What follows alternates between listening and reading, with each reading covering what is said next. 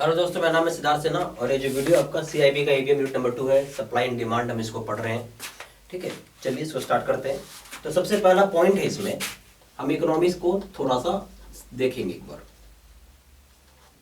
तो basically economics जो है, इसको एक पावरफुल टूल माना गया है।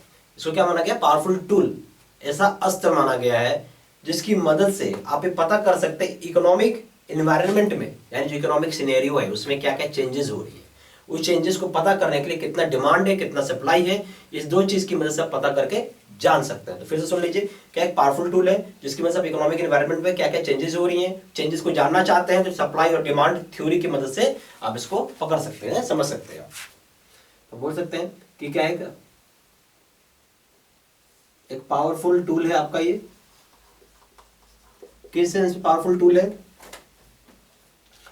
जो कि चेंजेस इन इकोनॉमिक इन्वायरमेंट में आपको बताएगा। क्या बताएगा? चेंजेस इन इकोनॉमिक इन्वायरमेंट क्या हो रहा है वो आपको बताएगा।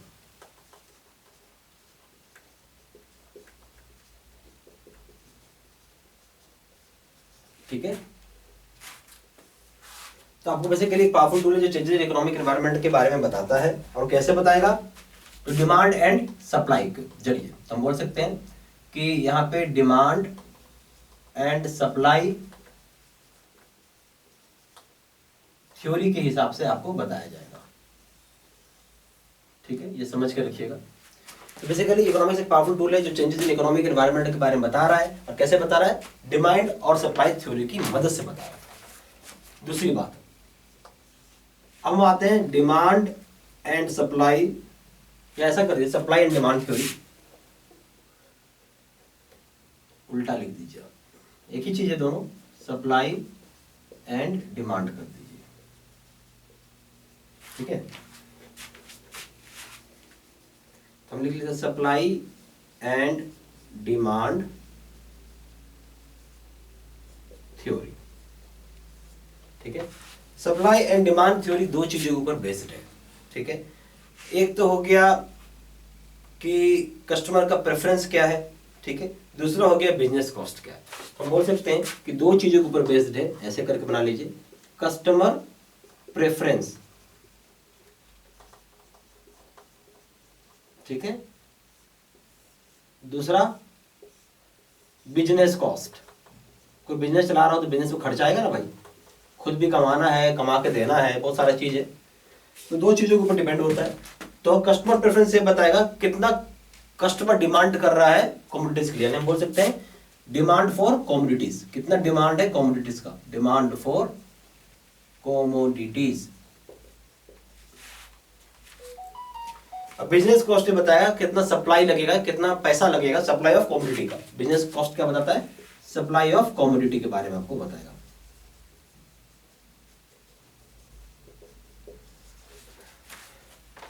ठीक है, ये समझ में आएगी बात। तीसरी पॉइंट आइए, प्राइस। प्राइस जो है इनवर्सली रिलेटेड होता है किसके साथ? क्वांटिटी के साथ। ठीक है, 1/Q। इसका मतलब क्या है? हम बोल सकते हैं कि प्राइस इनवर्सली रिलेटेड है, या आप बोल सकते हैं प्राइस अपोजिटली रिलेटेड है। इसका मतलब यहां पे क्या है? इसका मतलब हो गया इनवर्सली, उल्टा या अपोजिट। ठीक है, इसका मतलब है जितना प्राइस, पांचवा पॉइंट लिख लीजिए, चौथा पॉइंट, प्राइस अगर ज्यादा होगा, प्राइस अगर ज्यादा होगा तो क्वांटिटी की डिमांड कम हो जाएगी। इसका मतलब तो यही हुआ ना, प्राइस ज्यादा हो गया तो क्वांटिटी का डिमांड कम हो जाएगा। ठीक है, आप लिख सकते क्वांटिटी डिमांड। तो प्राइस ज्यादा हो गया, क्वांटिटी डिमांड घट जाएगा। अब उल्टा एक और सिनेरियो कर लेते हैं, फिफ्थ पॉइंट बना लीजिए कि प्राइस कम है तो क्वांटिटी की डिमांड जो होगी वो ऑटोमेटिकली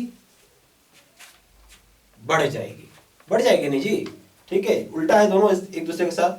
ठीक है, ये याद रखिएगा साथ। ठीक है,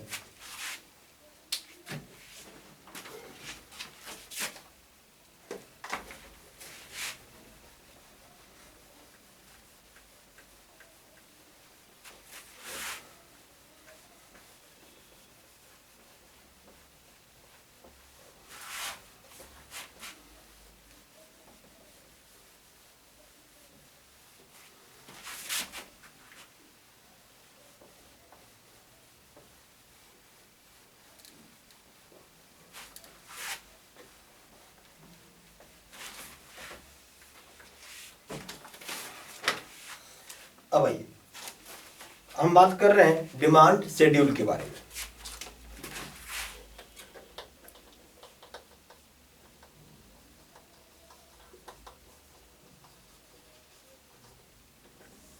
अब डिमांड शेड्यूल क्या होता है?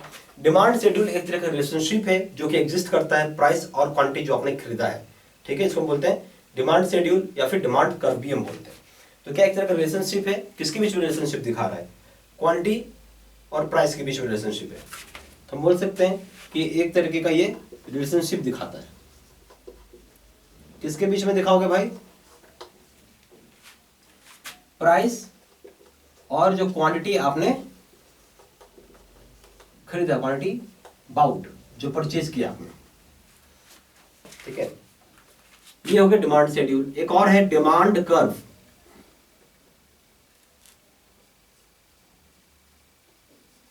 अब भाई डिमांड कर्व क्या है ये समझ लीजिए। डिमांड कर्व भी सेम है, रिलेशनशिप दिखाता है, बट ये आपको ग्राफ के फॉर्म में दिखाएगा। रिलेशनशिप किस फॉर्म में दिखाएगा? ग्राफ के फॉर्म में। सेम चीज, प्राइस और क्वांटिटी जो आपने खरीदा है।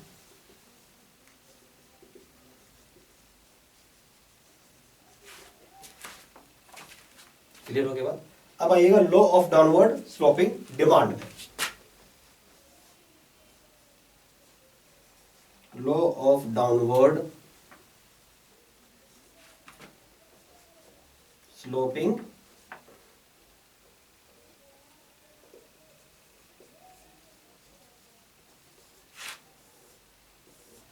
डिमांड में, ठीक है। तो लॉ ऑफ स्लोपिंग डिमांड जो है वो बताता है कि जो प्राइस किसी कमोडिटी की बढ़ गई, प्राइस किसी कमोडिटी का बढ़ गया तो अब क्या हो जाएगा? बायर कम खरीदेगा क्वांटिटी आपका, ठीक है। अगर उसी तरीके से प्राइस आप कम कर दोगे तो क्वांटिटी बढ़ जाएगी। सीधी सी बात है जो मैंने अभी आपको पढ़ाया कि प्राइस जो है, प्राइस ऑफ कमोडिटी, कोई भी सामान का हम कमोडिटी बोल रहे हैं, आपने क्या किया है?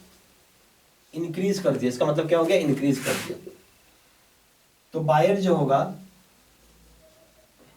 वो बाई क्या करेगा? लेस करेगा। बाई कम करेगा बायर, किसी चीज की प्राइस बढ़ा दो कमोडिटी, बायर कम खरीदेगा। उल्टा कर देते हैं, प्राइस जो है किसी कमोडिटी की अगर आप गिरा देते हो, कम कर देते हो, तो बायर बाई अब ज्यादा करेगा। बायर क्या करेगा? बाई ज्यादा करेगा। तो ये पिक्चर आपको समझ में आ रही है अच्छे से?